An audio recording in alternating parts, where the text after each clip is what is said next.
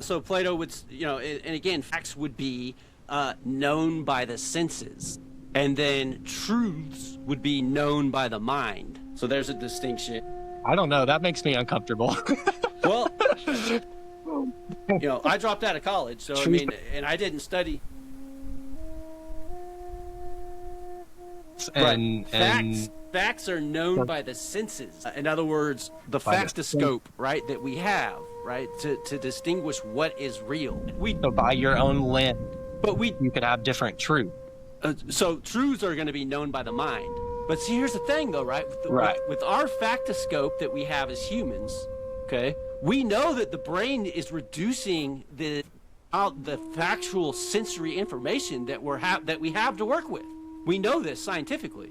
So it's really not saying anything that's counter to our scientific understanding of consciousness at this point. Yeah, I guess maybe I get uncomfortable with this because it seems like this is going into kind of like subjectivism, which I think we agreed upon in some ways. Like there are realities that are subjective, right? Like speaking of the like mind independence, of reality, but also that there is the sort of objective reality that we can measure. So I feel like using that, definition of fact, we could come to, all sorts of different facts that we couldn't resolve, in any meaningful way. But like, I guess that also does undermine the idea that you could have a different truth than I could have a different truth.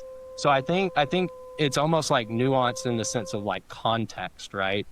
Because there could be like subjective truths that I experience, but there might not be objective truths that we all agree upon, or maybe there are objective truths, but we cannot agree upon. Well, there's objective facts. So okay. But see, the definition of facts that we're using would be mind dependent. So there aren't objective facts. You're saying it would be mind dependent. Because objectivity is mind independent. Well, and that's a good question. Because does reality exist outside of our conception of reality? Right. And you couldn't prove that, right? That's the sound of one hand clapping.